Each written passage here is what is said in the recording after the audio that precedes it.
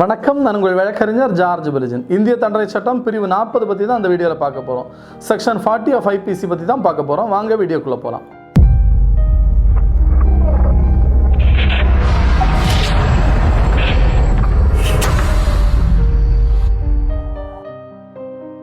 Section 40 of IPCயில் என்ன சொல்லியிருக்காங்கன்னா, offence அப்படிங்கிற ஒரு வார்த்தைக்கான விளக்கம் தான் சொல்லியிருக்காங்க. offence அப்படின்னா குற்றம் என பொருள்படும்.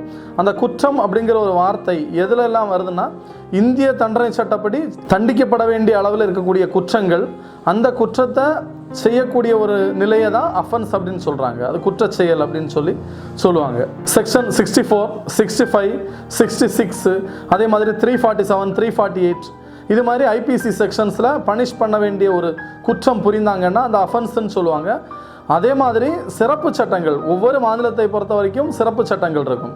அது சிறப்பு சட்டங்கள்னால் தமிழகத்தை பொறுத்த வரைக்கும் பார்த்திங்கன்னா, தமிழ்நாடு கட்டாய திருமண பதிவு சட்டம், Tamil Nadu prohibition of woman harassment act, இது மாதிரிப்பட்ட ஒவ்வொரு மாநிலத்துக்கான உருவாக்கப்பட்ட சிறப்பு சட்டங்கள் இருக்கும். இந்த சட்டங்கள் படியும் ஒரு குற்றம் புரிந்து தண்டனைக்கு உள்ளாவாங்கன்னா அந்த குற்றம் அது வந்து அஃபென்ஸ் அப்படிங்கிற மாதிரி மென்ஷன் பண்ணுவாங்க.